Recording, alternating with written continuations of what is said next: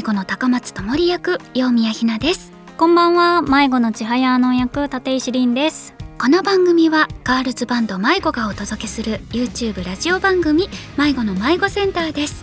ランダムでメンバーがパーソナリティをしていきます。はい、いよいよ来週7月15日にサードアルバム地平線が発売いたします。サードついにいよいよ、さあ、皆さん3種類のアルバムのイラストをご覧になられましたか？あと1個なんだ？私2個しか把握してないかも。多分ね、新衣装が、2つ種類がありまして、朝かな昼か朝のあと緑のね、そうで夜のバージョンと、であともう一つがエイスライブで着させていただいた冬の衣装、サイレントの時のやつだね。そう、これがさ本当に可愛くって私がお気に入りなのがですね、2種類ある方、新衣装の方の、日が差してる時にみんながちょこーんって座ってるのがもうすっごく可愛くって、だってほら見て、どこよここ、確かにどこなんだろう。こんな広大な土地どこなのよ。なんかあのんちゃんとかの座り方もすごいね、みんな個性出てるよね、座り方に。ラーナちゃんもね、確かに。タキちゃんがさ、なんかしっとり座ってるのがさ、確かにちょっとなんか新たな一つの魅力的なねそう、これがすっごく可愛くって、皆さんもぜひね、お気に入りのなんか一つ写真、イラストもしよければ教えていただけると嬉しいです。ゲットしてください。ぜひ来週の発売楽しみにお待ちください。それでは迷子の迷子センター、今週も始まります。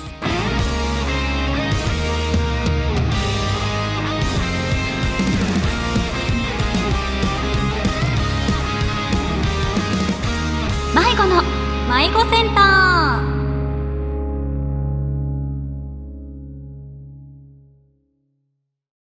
迷子の迷子センター、まずはこのコーナーからお届けします。ふつおたのコーナー。このコーナーではあなたの日常にあったいろいろな出来事をお便りでもらって紹介していきます。概要欄と公式ホームページに迷子センターの手紙箱があるので、そこからお便りを入力してください。迷子に伝えたいエピソード、メッセージ、質問など何でもお待ちしています。ということなんですが、前回2人でやった時にちょっと話題になったお話からちょっとアンサーメールというか、アンサーメールが来ていたんですね。お便りが来てるので、ちょっと最初にねそれを読みたいと思います。お願いします。お呼び出しネームシーラカンセさん、ありがとうございます。キャストの皆さん、こん迷子。迷子センターシャープ177にて、ヨミヤさんがホテルの部屋では入り口で靴を脱ぐとおっしゃっていましたが、私もヨミヤさんと同じく入り口で靴を脱いでいました。私は部屋の中で靴下を履くのも嫌なので、ホテルはバスルームに行く時以外裸足で過ごしています。家族旅行は父親がホテル嫌いなので必ず和室の部屋でしたし、修学旅行では同部屋の友達も靴を脱いでいたので、部屋でも履きっぱなしという考えがありませんでした。一緒だ。このように知らない人がいるのも不思議ではないと思いますよ、よみやさん。りんちゃんはずっと履きっぱなしとおっしゃっていましたが、他のお三方もホテルでは靴は脱がない派ですか？ぜひ知りたいです。ではではと。ちょっと他のお三方はいないのであれなんですが、ちょっと待って、修学旅行は記憶ないんだけど、そもそもね、靴を履いたままでいるっていうその認識がなかったからさ、ホテルを部屋だという認識なんだもんね、普通に。そうお部屋みたいな。だから嬉しい、こうやってヨミヤさんと同じですよっていうお便りをでもなんか意外と反応を見てると、靴脱いでますみたいな人めっちゃいた気がする。靴を脱いでるよっていう。でも、その中にもいろいろ種類はいた。その分かってるけどとか、平気だからとか、潔癖じゃないからとか、なんかいろんな人はいるなって思いながらハッシュタグ見てました、私。そっか。そのさ、皆さんのこういつ知ったか問題、いつ知ったかねそうそれは分かんないでしょ。りんちゃん分からないでしょ、分かんない。私もなんかそこからねいろんな人に聞いたけど、いつ知ったかみたいな。でもなんか認識として、なんかホテルって全体がカーペットだから、その境目がないじゃん、だからそのままなんだろうなっていう認識でしたって人が多い気がする。だからなんか入り口お家だいたいさ靴脱ぐとこで段差あるところが多いけど、それがないからそのままっていう。そっか、カーペットだから、カーペットだからかな。応用問題を外したわけだ私はまあでも好きに過ごすのがいいと思います。そうだね、別に決まりではないから。確かに、ね、嬉しいです、こうやって言っていただいてはい、ありがとうございます。ありがとうございます。はい、それでは5つ目のふつおたご紹介させていただきます、お願いします。はい、お呼び出しネームのっぽねるさんからいただきました。ありがとうございます。迷子の皆さんこんまいご。こんまいご。夢が叶う瞬間ってちょっと怖くないですか？というのも、先日とある夢が叶いました。中学時代からずっと行きたいと願っていたとある島にようやく足を運ぶことができたのです、当時はお金も免許証もなかったので、大人になったらという条件付きでした、10年弱もの間持ち続けた夢を叶えたのは言葉にならないほど嬉しいのですが、なんだか全て終わってしまったかのようで寂しいのです、皆さんはこんな気持ちになったことはありますか？といただきました。ありがとうございます。ありがとうございます。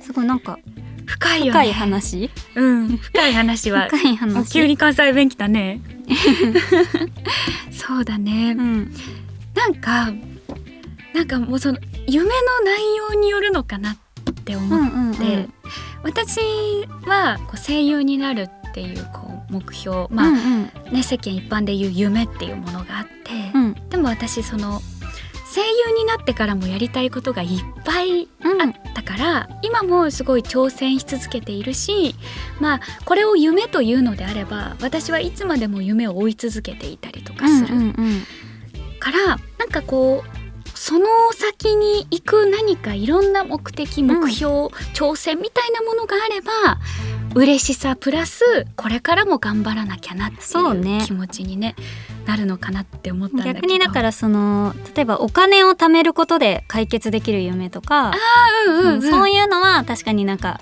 達成してどうしよう次ってなるのかもしれないよね。なんか目標というか、そういうのにつながらないから、なんかどっちかっていうとそののっぽねるさんの夢はそっちだったから、大人になって環境が整ったら叶う夢だったからってことじゃない？かな、あと10年弱っていうすごい長い時間ずっと思い続けて、で一瞬にしてねその景色がこう広がって、終わっていってしまうっていうのがやっぱり寂しかったのかもしれないよね、積み重なった分ね。りんちゃんはさ、なんかこうどっちの夢があったの？なんかこうかなって、その先もなんかこう見続けたくなるものだったのか、それとものっぽねるさんみたいになんかこう叶ってしまって寂しくなったことみたいな。でもどっちもあるんじゃない？わかんないけど、なんか明確にそんなに感情になってはないけど、第一歩としてじゃあ声優の事務所に入るのが夢っていうのをずっと学生時代持って、で入ったら入ったでもう夢は叶った嬉しいだけどもうさ、目の前のことでいっぱいだからそんな感情になる暇なかったずっとなんかそれこそ夢はいっぱいあるよ。なんか兄様に出たかったとか、そういう学生時代から持ってた夢はたくさんあるけど、なんかそれが叶って嬉しいけどやっぱりそんなどころじゃない次の何かが待っているって、次の例えば目の前のライブが待ってるとかなるから、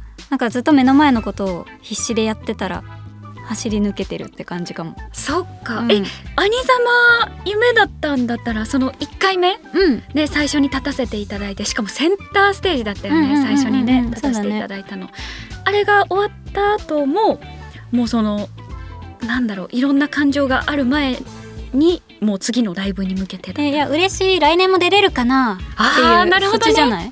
次のね、やっぱ新しい目標ができるんだね。なんか夢とは言いつつ、少しずつ目指せる夢になってたから、その高校生の時とか自分が将来何になるか分かんない中での、なんかでっけえ夢っていうわけじゃないじゃん。自分が声優になってアニサマとかももしかしたら出れる機会があるかもしれないみたいな、手の届きそうな夢になっていってたから、っていうことかも。そんなにこう喪失感みたいなのはないというか、やっぱじゃあ自分がどの立場にいるかによって、なんか全然年齢とかにもよる気がする、環境年齢、でもなんかこののっぽねるさんの感じだったら、じゃあ次行きたいとこ探して、素敵かも、またオーロラを見たいみたいな、なんかそういうの、なかなか叶うさ、あれがないじゃない。時期とかいろいろあるから、そういう大きい夢また見つけてね、やっていくのが良いのかなと思います。すごい。でもね、確かにそうかも。その先も見続けるっていうのはすごい素敵だなって思うし、でその先があるっていうのはやっぱりその手前にあるこう一つ一つのこう夢だったり目標だったり挑戦を叶えたからこそやっぱ次があるっていうのもやっぱり素敵だなって思うから、そうね、面白い内容でした。ありがとうございます。続きまして、お呼び出しネームアノンに迷子に酔ってるフルトネさん。迷子の皆さん、こん迷子。こん迷子。先日都内まで出かけた帰りのこと、電車内でアワーノーツの CBT 版をプレイしていた私の隣に座った方が、なんと同じくアワーノーツ CBT 版をプレイされていました。すごい。思わず声をかけてしまい、お互いにびっくりだったんですがそこからアワーノーツと迷子の話題で盛り上がり、仲間に出会えた気分でとても嬉しくなりました。こんな偶然あるんですね。皆さんは街中で迷子のグッズを身につけた方や、ガルパをプレイされている方をお見かけしたことはありますか？最後にナインスライブつなぎ目の向こうにまで残り数日、心の底から楽しみに待ってますといただきました。ありがとうございます。すごいね。すごい。話しかけたんだ。それもすごいね。話しかけられる？もうめったに多分会えない。でも電車だっけ？そうだよね。電車は無理かも。さすがに難しい。なんかイヤホンとかしてるでしょ、どうせ。確かに声かけづらいね。いや本当勇気に拍手ですね。へえ。私はまだ迷子のグッズ身につけてる方は、ライブ当日はね、やっぱりたくさんお見かけするんですけど、そうだね。ガルパをプレイされてる方はもう全然お見かけしますね。本当。特に電車。全然でもグッズ系はある気がする。ライブ当日じゃなくても？すごい。とかなんか他のバンドさんの T シャツ、ロゼリアさんの T シャツとか着てたりとか、そういう人を見かけたことは全然ある。そうなんだ。でもなんかってなっちゃう。そうだよね。ってなって挙動不審になっちゃうから。挙動不審になっちゃうんだ。そうか。確かにちょっと出会いたいような、でも出会ったところで何もできない。そうなの、何もできないの。ありがとうございますって言いたいところだけど向こうもびっくりだし、びっくりするね。こっちもなんかすっぴんだったりするからそっか確かに。でも全然嬉しくはね、なります。嬉しいだよな。嬉しいよ。だってこんなにさ、世界には生きている方々がたくさんいてさいろんなコンテンツがたくさん溢れてさ、そのどのコンテンツもが魅力いっぱいな中で、やっぱこう迷子を好きでいてくれていることもそうだし、こうグッズをね身につけてくれていることもそうだし、やっぱ一回確認しちゃうもんね。なんか女の子のキャラついてると違うかなってでも気持ちわかるよ、すごく。あれ、アノンちゃんじゃないか、違うか違うってなる時多いかな。リアルだね、なんか、確かに確認しちゃうかもしれない。私もぜひぜひ持ってる方はなんかつけていただけると嬉しいです。はい、このコーナーでは皆さんからのふつおたを募集しています。皆さんの何気ない日常のことを私たちに聞かせてください。たくさんのメッセージお待ちしています。ではこのあたりで曲を聴いていただきたいと思います。今週の新曲はよっちゃん、お願いします。はい、それではですね、楽曲リクエストのお便りを読ませていただきます。はい、お呼び出しネーム天文部の顧問さんからいただきました。ありがとうございます。私がバンドリと出会ったのは約9年前。長い。大学4年生の頃、サークルの後輩に勧められてガルパを始めたのがきっかけでした。社会人になってからは激務の中でもバンドリコンテンツのライブを楽しみに頑張っていました。しかしコロナ禍をきっかけにライブから遠ざかり、仕事もさらに忙しくなって、いつしかバンドリとも少し距離ができてしまいました。そんな中、今年の春休みに偶然 YouTube のおすすめでザ・ファーストテイクの潜在表明が流れてきました。職場でうまくやっていくために自分を抑え、それでもうまくいかず、それでも心の中には譲れない思いがある。そんな当時の自分に潜在表明はまるで自分の心の叫びのように響きました。潜在表明は私と迷子を出会わせてくれた曲でもあるし、私を救ってくれた曲なのです。そんな潜在表明をぜひリクエストさせてください。これからはたくさん迷子のライブにも遊びに行きますといただきました。ありがとうございます。それでは聴いてください。迷子で潜在表明です。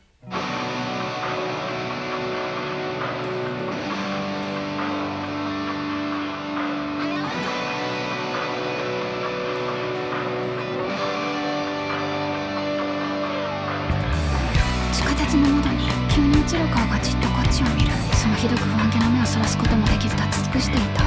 耳の奥で後ろ指さす声がこだまする。ああ、僕が僕であろうとすればするほど人を声は大きくなるみたいだ。ねえ、僕はあの時どうすればよかった。わからないままチクチクで時間だけがただ過ぎていく。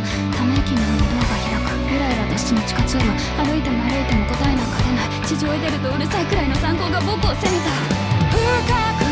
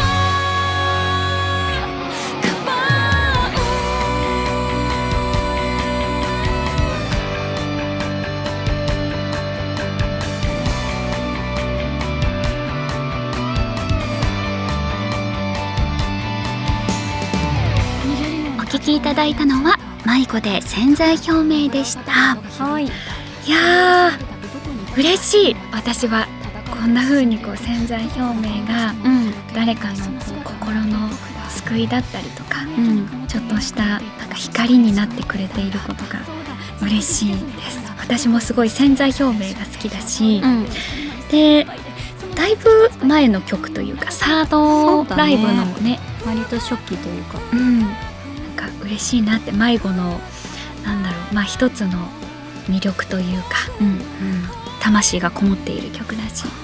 ありがとうございます。ありがとうございます。迷子センターでは私たちと一緒に聴きたい迷子の楽曲のリクエストもお待ちしています。あなたの迷子の推し曲教えてください。よろしくお願いします。迷子の迷子センター。迷子の迷子センター。続いてはこちらのコーナーをお届けします。私の周りの不思議ちゃん。なんだか少し個性的かも。それって不思議な考え方かも。このコーナーではそんなみんなの周りにいるちょっと不思議なこのエピソードを紹介していきます。私たちがみんなのエピソードを聞いて、そのエピソードが不思議か不思議じゃないか勝手にジャッジしていきます。それでは早速1通目のお便りを紹介します。お呼び出しネーム魚介系コロッケさんからいただきました。ありがとうございます。迷子の皆さん、こん迷子。こん迷子。これは私の友人の話なのですが、彼は何かを食べるとき先に仕分けしてから食べ始めます。ラーメンの具を先に取り出して皿に乗っけたり、ケーキの中のフルーツを取り出したり、果てはオムライスの皮を剥がしたりして別々にしてから食べるのです。本人曰く味が濁るから分けてるらしいのですが、一緒に食べるために一緒に入れてるんだから濁ってなんぼじゃろがいといつも思ってしまいます。彼は不思議ちゃんでしょうか。ジャッジをお願いしますといただきました。ありがとうございます。ありがとうございます。それではまずジャッジからいきましょう。はい。私がせーのというので不思議か不思議じゃないかでご回答ください。はいはい、いきますよ。せーの、不思議じゃない。お、一致した。もうね、食べ物はもう不思議じゃない。もう全員自由。ね、お便りね、だいたい食べ物のやつ多いけど、なんかそれ見ててもなんかいろいろだなって思うじゃん。いろいろあるね。だし打ち合わせでもね、結構どういうことですかってこうスタッフさん同士で確認し合っている内容があったりして、やっぱその人にしかない食べ方があったりだとか、そうなの。そうなんか食べ方マジで自由なんだよな。私も結構分けて食べたりするものもあるし、逆にって言われることあるけど、タンパク欲しさに、鶏のね、なんかチキンのなんかスライスしてるやつがあって、あそこに味変として肉のそぼろをかけて食べる。肉イン肉みたいな感じの食べ方をしてって言われることがあったんだけど、でもなんかこうね、もう必要だし、そうね、食べたいから食べてるだけだもんね。そうだからなんか私は不思議じゃないかなと思っていて。だって私はもう、さ、お弁当とかを分けて食べるでっていう話をさ100回ぐらいしてるからさまあ言ってるもんね、最初から初期からね。だから同じです。みんな不思議です。みんな不思議ですね。はい、では続いて、お呼び出しネームあいたけうつくさんからいただきました。ありがとうございます。迷子の皆さん、こんまいご。こんまいご。私の祖母は家の中で虫を見つけると、あら、どこから来たのと明るく質問しながら潰すのです。どこから来たのか疑問に思う点はまだ理解できます。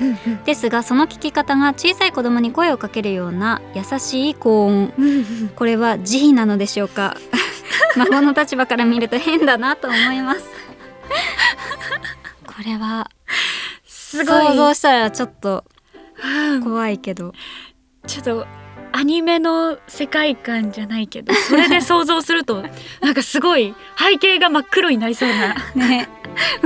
じゃあジャッジします。オッケー。あいたけうつくさんの祖母、おばあさんは不思議か不思議じゃないか、せーの、不思議じゃない。お、いや不思議かも。お、なんだりんちゃんも迷った。不思議、不思議の方でね。いや、どうして明るく質問する人は潰さない気がする。はあ、なるほどね。それも優しい高音なんだよ。どっから来たって。確かにね。犬とかに話しかけるような、あれってさ、可愛いから出す声だと思ってるんだけど。可愛いね、どこから来たん。いや、なんかどうしよう、りんちゃんがワンちゃんとかに声かけてるの想像して可愛いなの方に行っちゃった。犬に声かける声色で、どこから来たの、うつはない気がする。犬で例えるとね、ちょっと怖いよね。じゃないけど、まあ確かに、その視点もありますね。じゃあちょっと私も言わせていただきましょう。どうして不思議じゃないか。お願いします。もうあくまで想像だよ。この祖母さんは、きっとこれまで虫が苦手で、でも、私がやらないと家族が困るからって言って頑張って退治してきたと。でその中で心が疲れて退治できなくなってしまった瞬間があったとしましょう。それでも自分の家族がいやーってならないために頑張ってめげずにまた立て直して退治したと。で、最終心を疲れさせないために行き着いた先が、あら、どこから来たのだったとさ。めでたしめでたしみたいな。ストーリーあり。そうストーリーありなんか環境によってね、人間ってやっぱどうしても対応しなきゃいけない場面があると思う。私もお化け屋敷とかすごいめちゃくちゃ苦手だけど、なんか怖がってる人が隣にいてくれたら、なんか平気だったりね。そう強がれたりする。あ、大丈夫だよ、人形だよとか全然言えたりする。無で潰さん？私無なタイプだった。昔その一回ホームステイ海外した時に、その住んでる部屋の中に G が出てね、でもその助けを呼ぶにも英語だし分かる、そんな時間ないのよ。なんかでヘルプっていうほどのものでもないそうなんだね。どうしようと思って、もうその時はもう戦うしかないから、やるしかないってあれだけど、その時にどっから来たのは怖いよ。もう平静を保たないと戦えないんじゃない逆にどっから来たの心ガクブルみたいな。なるほどね。謎だね。もうじゃあ不思議じゃん。だから私のそのストーリーがあれば不思議じゃないわけですよ。不思議じゃないんだ。まあこれはまあ皆さんのちょっとご想像にお任せしまして、私のストーリーがあったとしても不思議が不思議じゃないか、みたいな。皆さんに委ねますか。はい、ありがとうございます。このコーナーではあなたからの不思議ちゃんエピソードを募集しています。ちょっと個性的かも、ちょっと不思議かもと思ったら、そんな素敵なお友達のエピソードを迷子センターの手紙箱から送ってください。お待ちしています。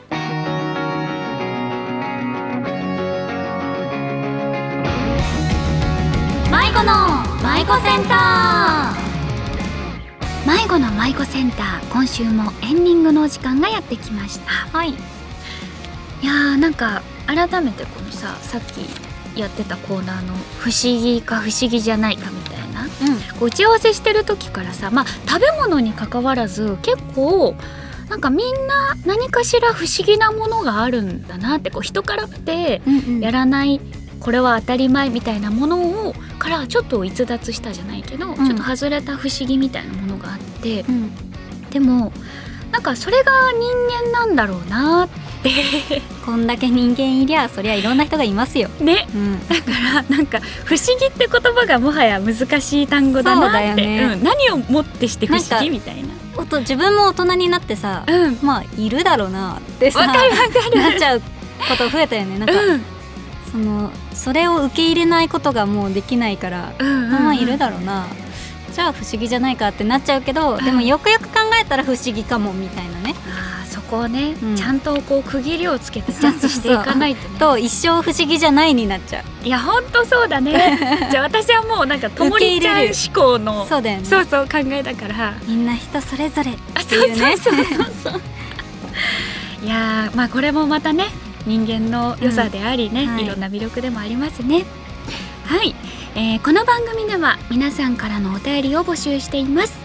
この動画の概要欄と公式ホームページに迷子センターの手紙箱があるので、そこから番組へのお便りを送ってください。迷子の YouTube チャンネルではオリジナル楽曲の MV やライブ映像を公開しています。私たちの音楽やトークがいいなと思った方はぜひチャンネル登録と高評価をお願いします。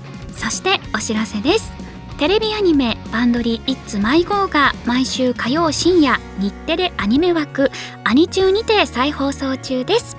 地上波でのテレビ放送は関東地域のみとなりますが、 TVer でも配信がございますので、もう一度見たい方、見逃した方はぜひ TVer でもお楽しみください。迷子サードアルバム地平線が来週7月15日水曜日にリリースされます。数量限定生産特装版ブルーレイ付き生産限定版には昨年12月に開催された迷子エイスライブ思いの形が積もる時の映像が収録されます。皆さんぜひチェックしてください。また7月18日19日にはピアアリーナ MM にて迷子ナインスライブつなぎ目の向こうにが開催されます。現在 Day2 のチケットが発売中ですので、ぜひチェックしてくださいね。そして迷子ナインスライブつなぎ目の向こうにの会場での販売情報をまとめて3つお知らせいたします。まずはコラボ自販機です。全国で好評発売中の記念オリジナルラベル缶が会場のコラボ自販機にも登場します、しかもなんとライブキービジュアルをあしらった会場限定デザインの缶がラインナップに追加されます。ここでしか出会えない自販機限定デザインのラベル缶が手に入るかもということですので、ぜひご来場の際はチェックしてみてください。続いて OK コーヒーの出店、迷子ブレンドコーヒーをはじめオリジナルグッズも多数販売します。さらにお買い上げ1500円ごとに OK コーヒー書き起こしのデフォルメイラストステッカーを1枚プレゼントいたします。欲しい。はい、コーヒー片手にぜひ立ち寄ってみてください。大人だね、コーヒー片手にね。すごいおしゃれ。ジュースじゃなくね。はい、それでは最後のお知らせですよ。ノベルティ付きのコラボフード、ライブロゴの焼き印が入ったマイセン迷子センターポケットサンドをお買い求めいただくとレプリカチケットが1枚ついてきます。会場ならではのお楽しみが本当に盛りだくさんなので、お時間に余裕を持ってぜひ会場でのお買い物も楽しんでくださいね。はい、さらに迷子センター出張版第3弾今の継ぎはぎが8月8日今度は埼玉にて開催されます。やった。はい、詳細はバンドリ公式ホームページをご覧ください。さて迷子センターいかがでしたか。今後も水曜夜7時に配信予定なのでお楽しみに。来週も迷子メンバーが皆さんのメッセージと一緒に番組をお届けします。番組の感想はハッシュタグ迷子集会をつけてどんどん投稿してください。今週のお相手は高松智里役陽宮ひなと千早の役立石凛でした。それではまた来週。以上迷子でした。バイバイ。